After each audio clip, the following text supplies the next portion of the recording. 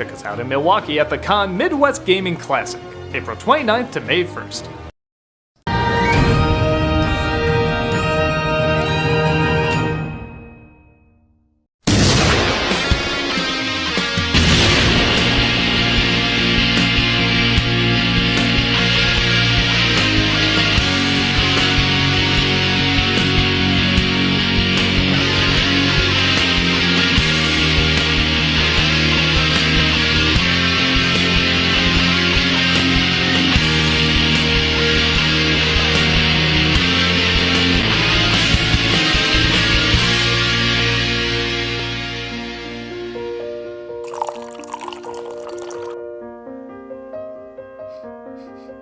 I'm detecting notes of bad taste, a whiff of cash grabbing, and stealing from an already stolen source. This is the second animated Titanic movie, the one with the talking octopus. Correct.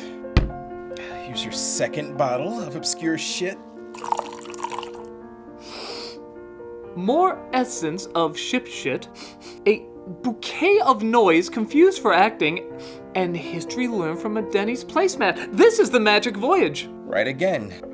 Critic, why are you proud of literally smelling shit? It's not just shit, Malcolm. It's obscure animated shit, and there is an art to it. Next one, please. Ooh, a seasonal blend. Ah, this is Rhapsody, Stray Kids. Ha! It's... Wait, with a melange of Christmas tree. Damn it. Nobody who values anything should be able to do this. Admittedly, it did bother me at first, but that's before I became a connoisseur. Yes, we talk about a lot of big movies and shows on this series, but every once in a while you have to give into the rare, obscure, class of their own animated shit. While there's certainly a lot of it out there, only the special ones do something so awful and new, they stand out the most. Well, this one should be different from what you've tried before. I seriously doubt that. Oh, an abundance of eyesores. Uh-huh. Animation on par with a Norm of the North sequel. Yeah? And the career death of one of Disney's best directors. Oh my god, what is this? It's the Bobbleheads, you son of a bitch! The rumors were true. That's right. And now that you've smelled it, you know what's next. No. It's time to gobble the bobble. No. Please, God! Oh, that's bad. Yeah, that's bad.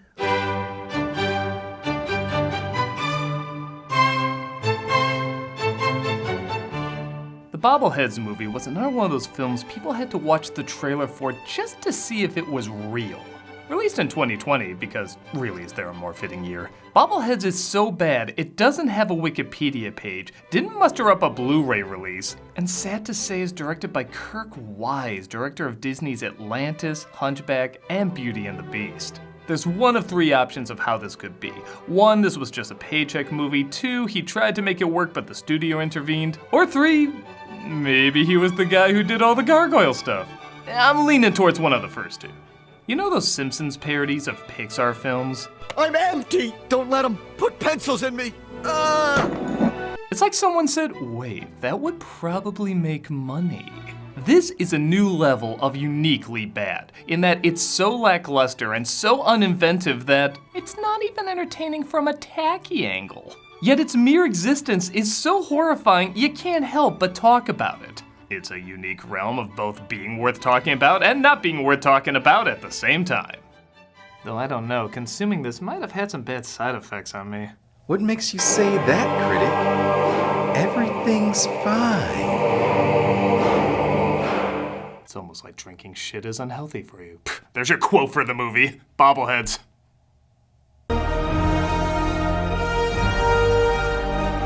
That music is way too proud to play before this.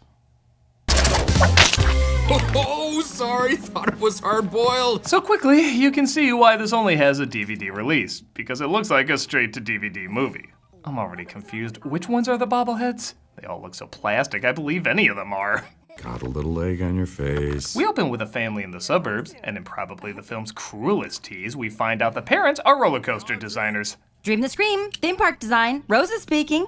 Sounds awesome, right? So let's focus on the bobbleheads. Yeah, despite this being their job, we never see a coaster in this. It's like opening in Superman's Fortress of Solitude and following his nail clipper. Putting your lame thing next to an awesome thing just makes it more of a lame thing. No survivors. The couple is named Jim and Rosa, and their coaster keeps throwing people to their deaths. God, I wish I could see this plot play out more. Their daughter Audrey isn't much help, as she's told to look after her sister Bella. I am OTC, off the clock. Oh, just one favor. Admittedly, it was brave starting us off hating everything as a starting point. After your eyes start bleeding from too much pink. No, really, I think my pupils are pink now. We're shown one of our main characters, Ikkyoi. That was the first bobble and already I'm uncomfortable. This is gonna go great. But man, Audrey's got some real problems with her folks and their job.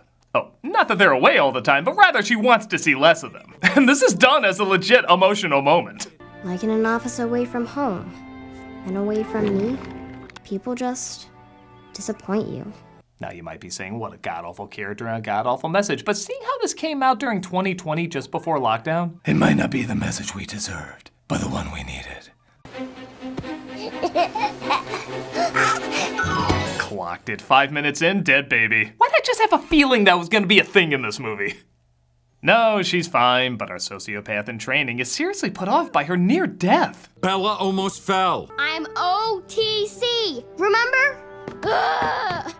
I know she seems like the worst, but for the Saw movie I'm writing in my head right now, she's perfect. Jim gets a call from his estranged brother Earl, played by Luke Wilson? Okay, I can't name one thing you've been in a decade, but you're still better than this. Hey, I hadn't seen you in 15 years. What kind of a relationship is that? Ideal! How every call ended when making this movie. The Bobbles apparently set up a weekend vacation on the computer for the family, and the parents decided to follow through with it, thinking it was Audrey's idea. We know this was your idea. What? That's ridiculous. What a performance, Audrey! You should think about acting. Yeah, she'll start when you start. Once they leave, the Bobbles come alive, and yeah, it's pretty unbearable. I didn't really think about what it would be like to look at these things with their waving heads for an hour and a half, and it's surprisingly easy to get nauseous. I think the main reason is we like to read a person's expressions. Their eyes, smiles, frowns. There's so many subtle gestures of communication that aren't verbal. And this is an assault on that. Imagine all the characters from Princess Mononoke were those shaky head sprites. Every time they do anything, it looks like a glitch. Thank God there's no shots from their point of view. It'd be like watching Toy Story through the Cloverfield cam. Our main characters are Ikkyoi, voiced by Karen Fukuhara. She's got my back. Kalani, played by Brenda Song. Amphibia joke, I don't know. And Purples, played by Julian Sands, doing his best impression of the Shame Wizard. Let's not let our prototypes give us a big head, eh? May the record show a poorly timed erection. Purbles.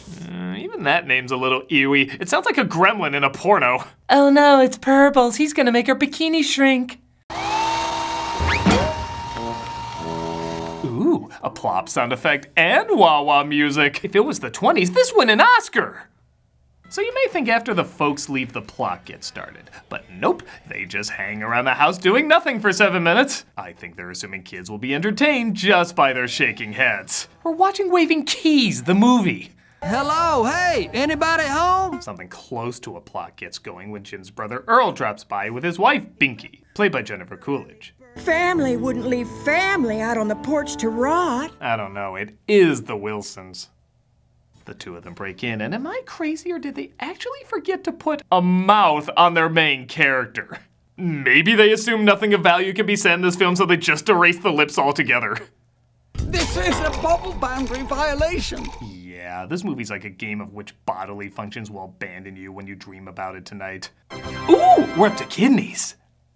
It looks like Earl took Jim's bobblehead collection years ago, and to make it up to him, he wants to trade one of a baseball player for Purples, who just happens to be worth a fortune because he's a collectible. The baseball player is named Deuce, voiced by Kari Payton, which boy, going from Teen Titans to Walking Dead to this makes me think you should fire one of your 12 agents.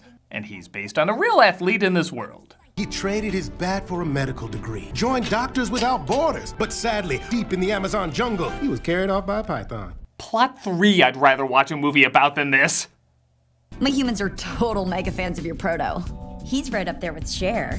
Cher's not that big a deal. I hear she's in the Bobbleheads movie. Quiet! 25 minutes in, and what's our first major sequence? Making a sandwich. The Snyder Cut fell shorter than this. I'd say do something, but that would mean their heads would bobble more. I'm already getting sick looking at that. After getting past the dog, don't worry, your bad CG movie will come soon enough. They get themselves into more horrifying troubles.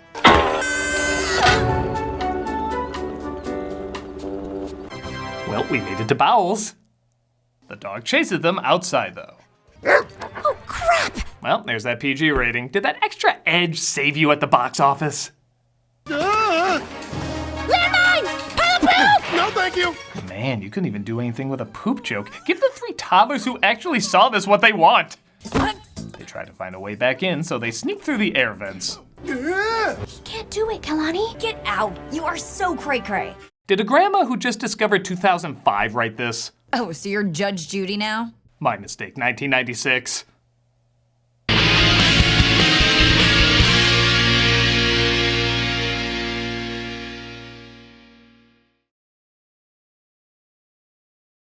See Doug play Jedi Fallen Order Fridays on Twitch. Hope to see you there.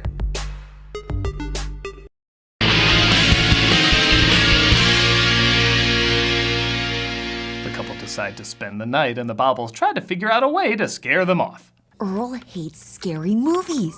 Let's be one. Interesting. I like it. I'm on board. I made a deal with the TV to play a bunch of them. Well, bobbleheads aren't the only ones with souls.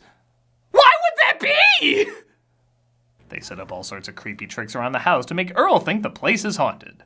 Hey, here's an idea. Just show him you're talking bobbleheads. I'm sure that'd be enough to scare the piss out of them. Purple's Macat is a one-of-a-kind original made by a famous artist. Once Purples finds out how much he's worth, he literally throws himself at the couple, hoping he'll be put in a bobblehead museum.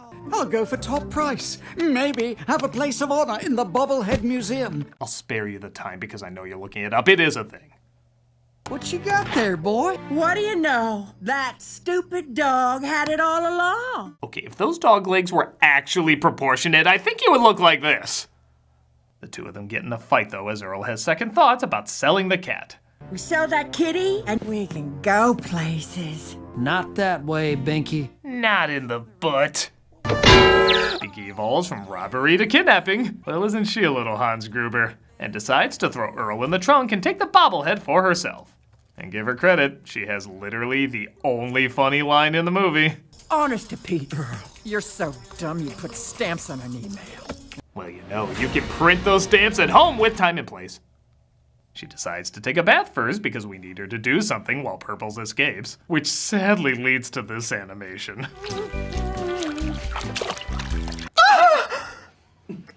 Please tell me there's a Bobble suicide pill waiting for that cat afterwards. But it looks like the Bobbleheads need help. This looks like a job for the most random of celebrities. Do you believe I said yes to this? I'm my own bobblehead. Yep, Michael Jackson is in this movie. No, I'm just kidding. I know it's LaToya. As she appears right the dick out of nowhere to offer advice. You don't have to live under anybody's shadow. You can achieve anything. She tells them about the Bobble Creed, which the Bobbles constantly argue over and can't agree on. But it's cool, she's from the Bobble High Council. I'm high, right? There's no way I'd be seeing any of this if it wasn't baked like a cake. The Bobble Creed is simple. Bobbles, bobble, and bring joy. That's it? I don't know, I'm recording this in an Uber. I put more effort into my 2 seconds on the Pee-wee Christmas special. Can't you stay with us? I'm sorry, Bubbles. They got me budgeted for 10 minutes, and even then I think I'm wasting my time. Direct deposit my check! They decide to band together and home alone the house. It's almost exactly what they did before. And Binky, of course, falls for every trap. They're animatronic! They've invented animatronic bobbleheads! That's surprisingly the most reasonable thing said in the movie. Yes, it's far-fetched, but not as much as Bobbles are just alive, because... shrug.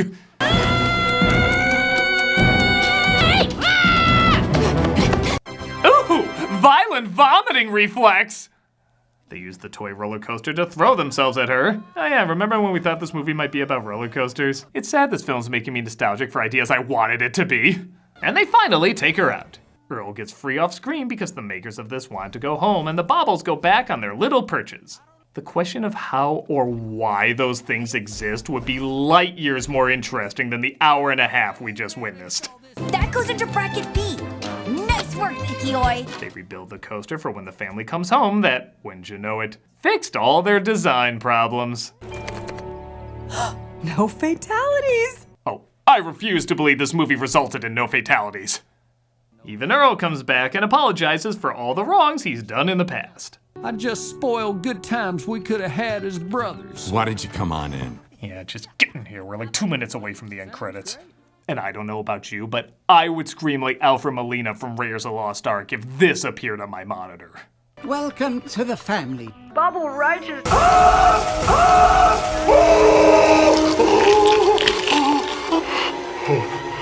So of course, let's show more of her as the credits close us out.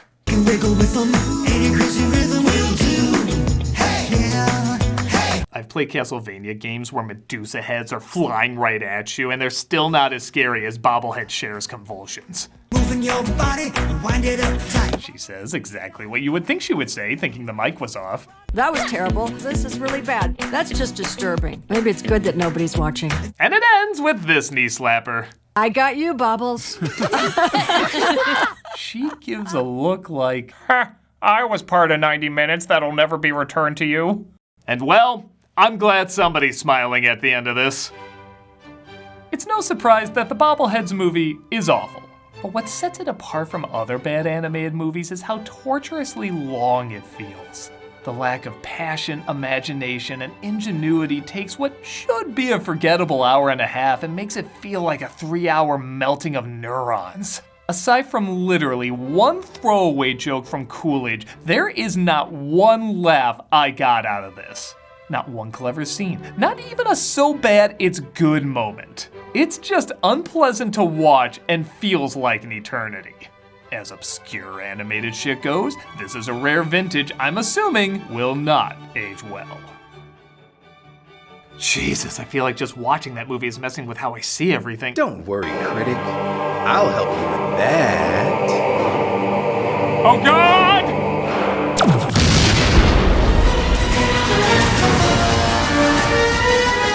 Superman's nail clipper! Onward to more amazing adventures! I guess I was wrong. This film's great. That's just disturbing. Hey everybody, still doing Cameo for charity. And this month the money I receive goes to Razum for the Ukraine. If you want me to say happy birthday or best wishes or just about anything at all, go ahead and get a cameo from me and be giving to a good cause. And even if you're like, screw you, I don't want a cameo from you, check out the charity anyway. It's a wonderful one to donate to, or if you don't have money to donate, please consider at least spreading the word about the good that they do so that maybe others can help out. Thank you so much.